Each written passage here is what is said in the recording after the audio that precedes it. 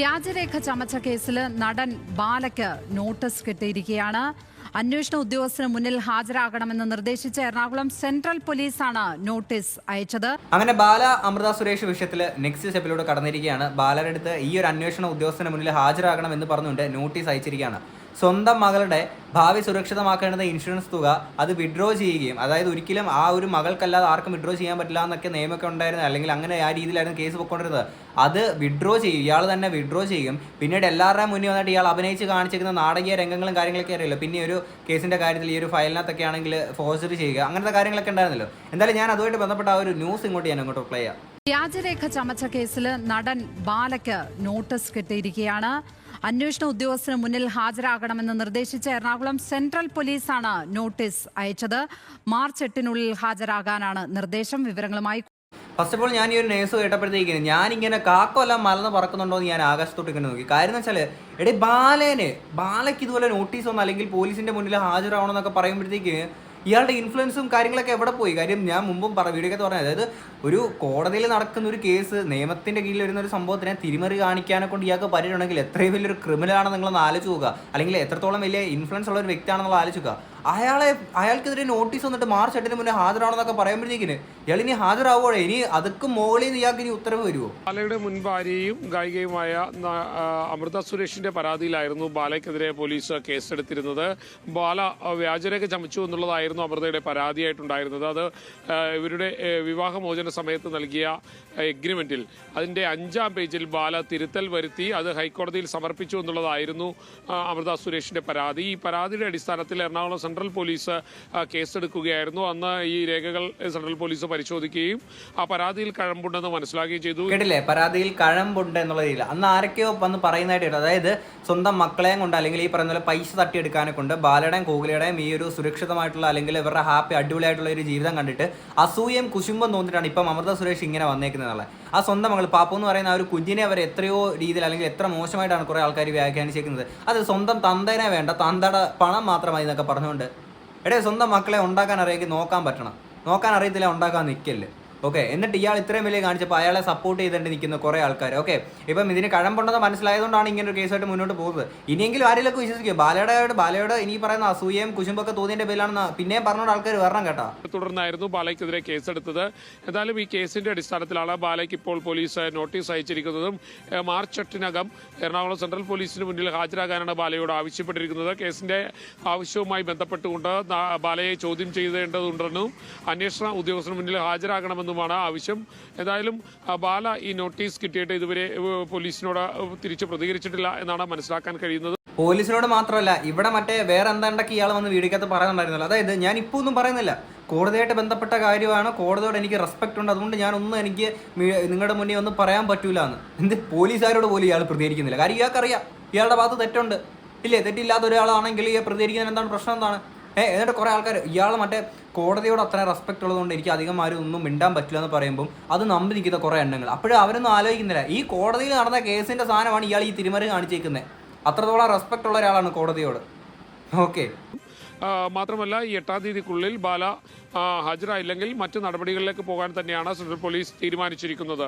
ലക്ഷ്മി, എന്തായാലും മികച്ചൊരു തീരുമാനമാണ്, മറ്റു നടപടിയായിട്ട് പോകണം. ഇതേപോലെ ഇപ്പം അമൃത സുരേഷ് ഇങ്ങനെ ഒരു കേസ് കാര്യങ്ങളൊക്കെ ആയിട്ട് പോയതുകൊണ്ട് അങ്ങനെ ഒരു കാര്യങ്ങളൊക്കെ സംഭവിച്ചു. ഓക്കെ, തീർച്ചയായിട്ടും ഇപ്പം മീഡിയ വൈഡ് കവറേജ് ഒക്കെ എന്തായാലും മീഡിയസിന്റെ ഭാഗത്തുനിന്ന് കിട്ടും. അതേപോലെ ഇപ്പം എലിസബത്തിന്റെ വിഷയത്തിൽ ഈ പറയുന്ന മെയിൻ സ്ട്രീം ചാനൽസ് ഒന്നും കവർ ചെയ്ത് ആരും വരുന്നില്ല. എന്തുകൊണ്ടാണെന്ന് എനിക്ക് മനസ്സിലാവുന്ന കാര്യം, ഇത്രയും സീരിയസ് ഇഷ്യൂ ഇതിനകത്ത്, അതായത് അമൃത സുരേഷ് ആയിട്ടുള്ള വിഷയത്തിനും അപ്പുറത്തേക്കുള്ള കുറേ വെളിപ്പെടുത്തലുകൾ എലിസബത്തിന് പറയാനുള്ളത് കൊണ്ടായിരിക്കും ഈ പറയുന്ന മെയിൻ സ്ട്രീം ചാനൽസ് വരാത്ത കാര്യം. അവർക്കും അവരുടെ സേഫ്റ്റി കാര്യങ്ങളൊക്കെ നോക്കണമല്ലോ, അതുകൊണ്ടായിരിക്കാം. ഓക്കെ, നമുക്കറിയത്തില്ല. പിന്നെ അമൃത സുരേഷിൻ്റെ ഈ ഒരു വിഷയം വന്നപ്പോഴത്തേക്കിന് ആദ്യം തന്നെ റിപ്പോർട്ട് ചാനലിൽ പോയിട്ടാണെങ്കിൽ ഇവരുടെ ഈ ഒരു കേസുമായിട്ട് ബന്ധപ്പെട്ടിട്ട്, ഇവരുടെ ഈ ഒരു ഡിവോഴ്സ് കേസാണ്, ഇയാൾ ഈ ഫോർജറി നടത്തേക്കുന്ന ഒരു കാര്യമാണ്. അതുമായിട്ട് സംസാരിച്ച് കുറേ മീഡിയാസ് അല്ലെങ്കിൽ ഈ പറയുന്ന റിപ്പോർട്ടർ ചാനലൊക്കെ പോയിട്ടുണ്ടായിരുന്നു. പക്ഷേ ഈ എലിസബത്തിന്റെ വിഷയത്തിലാണെങ്കിൽ ഇത്രയും സീരിയസ് ആയിട്ടുള്ള കാര്യങ്ങൾ ഉന്നയിച്ചിട്ടും ഒരു മെയിൻ സ്ട്രീം ചാനൽ പോലും ഇതിനെപ്പറ്റി അന്വേഷിക്കാൻ പോലും നിൽക്കില്ല എന്നാലും അത് ഭയങ്കര കോമഡി ആയിട്ട് തോന്നിയിട്ടുണ്ട്. അതുകൊണ്ട് എന്തായാലും എലിസബത്ത് ആണെങ്കിൽ ഇനി ഒരു കേസ് കാര്യങ്ങളൊക്കെ ആയിട്ട് തീർച്ചയായിട്ടും പോകണം.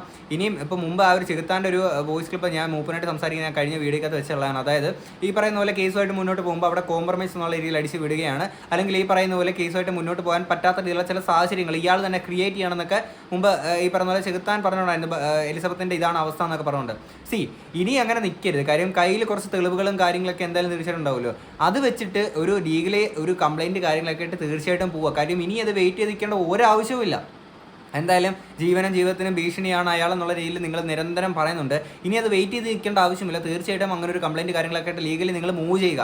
അതിൻ്റെ സമയം എന്നേ അതിക്രമിച്ചിരിക്കുന്നു. ഓക്കെ, ഇനി കഴിഞ്ഞ ദിവസമാണെങ്കിൽ 2 ദിവസം മുന്നേ ആണെങ്കിൽ ഈ പറയുന്ന പോലെ എലിസബത്ത് ഇട്ടേക്കുന്ന ഒരു വീഡിയോ ഉണ്ട്. വീഡിയോയുടെ ഒരു ക്ലിപ്പുണ്ട്. അയാളുടെ ഒരു കണ്ണാടിയുടെ കേസ് പറയുന്നത്. അത് ഞാനിങ്ങോട്ട് പ്ലേ ചെയ്യാം. ഒക്കെ വലിയ ന്യൂസൊക്കെ ആയിട്ട് വരുന്നത് വെർസാസിൻ്റെ ഗ്ലാസ് എന്നൊക്കെ പറഞ്ഞിട്ട് അത് ഒറിജിനൽ ആണോ ഡ്യൂപ്ലിക്കേറ്റ് ആണോ എന്ന് ചോദിച്ചാൽ അതും അറിയില്ല. വീഡിയോ ഇട്ടാക്കാർക്ക് അറിയുണ്ടാവും അത് ഒറിജിനൽ ആണോ ഡ്യൂപ്ലിക്കേറ്റ് ആണോ എന്നൊക്കെ. അതുപോലെ തന്നെ പല ഇൻ്റർവ്യൂകളിലും ഇത് കോടികളുടെ സാധനമാണ് മറ്റേതാണെന്നൊക്കെ പറഞ്ഞ സാധനങ്ങൾ ഡ്യൂപ്ലിക്കേറ്റായിട്ടുള്ള സാധനങ്ങളാണ്. നാടൻ സാധനങ്ങൾ കണ്ടാൽ കുറച്ച് ലുക്കൊക്കെ തോന്നുന്ന സാധനത്തിന് പുള്ളിയുടെ ഇഷ്ടത്തിനനുസരിച്ചിട്ട് അതൊക്കെ വില കൂട്ടിയിട്ട് പറയുന്ന. ഫുട്പാത്തിൽ പോയി 150 രൂപയുടെ കണ്ണാടി വാങ്ങിച്ചിട്ട് അതിന് 15,000 രൂപ എന്ന് പറയുന്നതാണ് ബാലയുടെ പരിപാടി എന്നുള്ളതാണ് ഇവർ പറയുന്നത്. നമ്മൾ വാങ്ങാറുണ്ട്, ഉത്സവപ്പറമ്പിൽ നമ്മൾ ഇതുപോലത്തെ കണ്ണാടി സാധനങ്ങളൊക്കെ വാങ്ങാറുണ്ട്. ഇത് കോമഡി ആയിട്ട് തോന്നുന്ന കാര്യം എന്ന് വെച്ചാൽ ഇത് കഴിഞ്ഞ ദിവസമാണെങ്കിൽ ബാല എൻ്റെ ഇൻസ്റ്റാഗ്രാമിലെ ഫേസ്ബുക്കിലൊരു വീഡിയോ ഇട്ടിട്ടുണ്ട്. ആ വീഡിയോ ഞാൻ ഇങ്ങോട്ട് സൈഡിലോട്ട് ഞാൻ പ്ലേ ചെയ്യാം, നിങ്ങൾ നോക്കിക്കോ. ഇത് പൊയ് സൊല്ല കൂടാതെ കാതലി ഈ പാട്ടിട്ടാണ് കോപ്പറേറ്റ് അടിക്കുന്നതുകൊണ്ട് ആ പാട്ട് വെക്കാത്ത.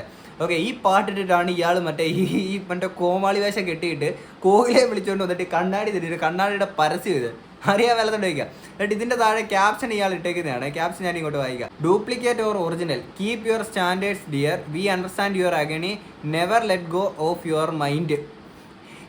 എന്നിട്ട് ഫേസ്ബുക്കിൽ ഇയാൾ ഇട്ടേക്കുന്ന ഒരു കമൻറ്റ് ഇയാൾ തന്നെ ഇട്ടേക്കുന്ന പിൻ ചെയ്തിരിക്കുന്നത്. Each and every day morning I am getting abused verbally. എൻ്റെ പൊന്നടാവേ, not only me but my family too. അതെ, ഫാമിലിക്ക് പോലും വേണ്ടാത്തൊരുത്തനായതുകൊണ്ടാണ് ഫാമിലിയെ വെച്ചിട്ട് ഈ കാര്യങ്ങൾ ആൾക്കാർ പറയുന്നത്. Why can people stay positive, why can you stay positive? എന്തുകൊണ്ടാണ് ഈ പറയുന്ന സ്ത്രീകളുടെ അടുത്ത് ഇത്രയും മോശമായിട്ടുള്ള രീതിയിൽ നിങ്ങൾ പെരുമാറുന്നത്? നിങ്ങൾ ഈ നെഗറ്റീവ് ഷെയ്ഡിൽ നിൽക്കുന്നത് കൊണ്ടല്ലേ ആൾക്കാരും ഇത് നെഗറ്റീവായിട്ട് എടുക്കുന്നത്. നിങ്ങൾ പോസിറ്റീവായിട്ട് നിന്നില്ല, അതിനെക്കുറിച്ചാണ് ആൾക്കാർ സംസാരിക്കുന്നത്. Okay, today I was laughing when I heard about duplicate coolers. തൻ്റെ ഓരോ ഇതുപോലത്തെ കോമാളിത്തരം കാണിക്കുന്ന വീഡിയോ കാണുമ്പോൾ എനിക്ക് തന്നെ വരുന്നത് നല്ല ചിരിയാണ് വരുന്നത് ഈ കോമാളിത്തരം കാണിക്കുമ്പോൾ. Okay, that's okay, but major allegations have been made. Let the time come.